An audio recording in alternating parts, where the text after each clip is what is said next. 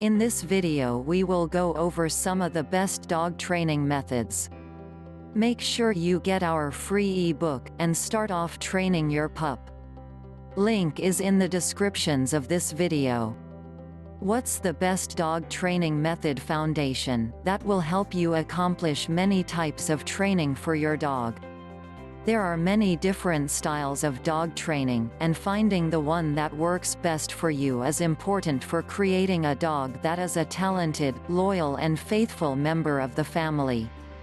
All successful methods of dog training work to reinforce the relationship between dog and handler, and the foundation of any successful training program is getting the respect of the dog. Fortunately, dogs are wired by nature to seek out leaders, and to follow the direction of those leaders. Both leash, collar training and reward training have been around for a very long time, and they have proven their effectiveness over time.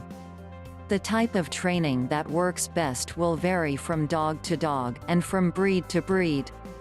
It is important to remember that each breed of dog has its own unique qualities, reinforced by hundreds of years of selective breeding.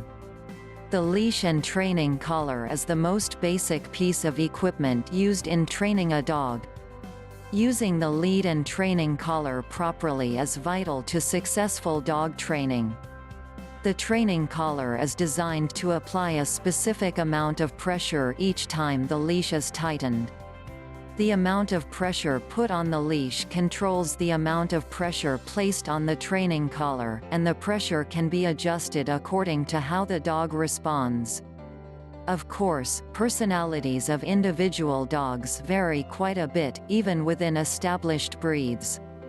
You, as the owner of the dog, know better than anyone which style of dog training will work best, so it is important to work with the trainer you choose to achieve your goal of a willing, obedient and friendly dog.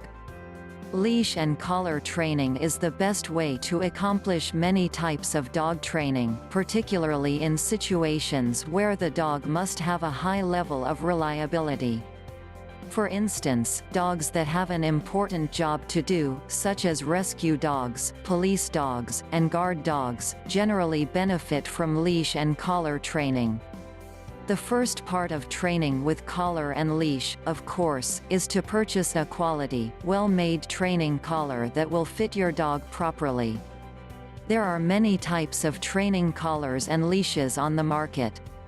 The most important thing is to choose one that is sturdy and well made. The last thing you want to do is chase your dog down after he has broken his collar.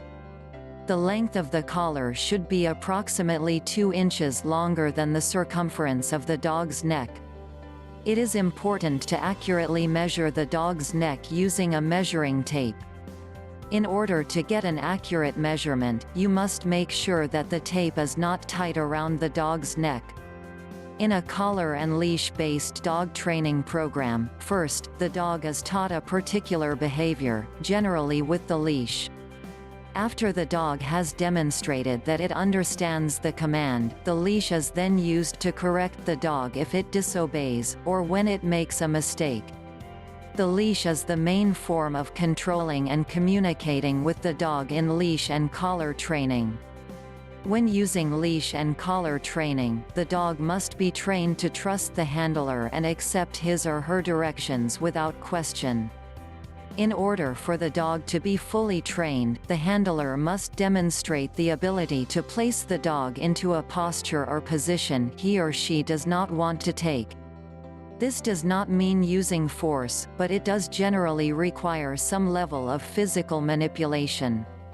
This manipulation is most easily and safely done using the main tool of leash and collar training, the leash. The well-trained dog is one who will walk at his owner's side on a loose lead, neither dropping behind nor charging ahead. The well-trained dog will also vary his pace to meet that of his handler. Under no circumstances should the handler be forced to change his or her pace to match that of the dog. If the dog does begin to charge ahead, it is important to correct the dog promptly by giving a quick tug on the leash. This will give the dog a good reminder that he needs to change his pace.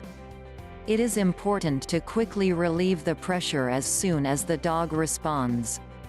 The training collar is designed to relieve pressure as soon as the leash is loosened. Most dogs will immediately respond to corrections by a good, properly used training collar. If the dog does not respond as directed, it may be necessary to apply greater pressure. This can be especially true of large dogs or those who have pre-existing behavior or control problems. If you are still unable to get a response from your dog, it is possible that you are using a training collar that is not large enough for your dog. If you think this may be the case, be sure to ask for expert advice before proceeding.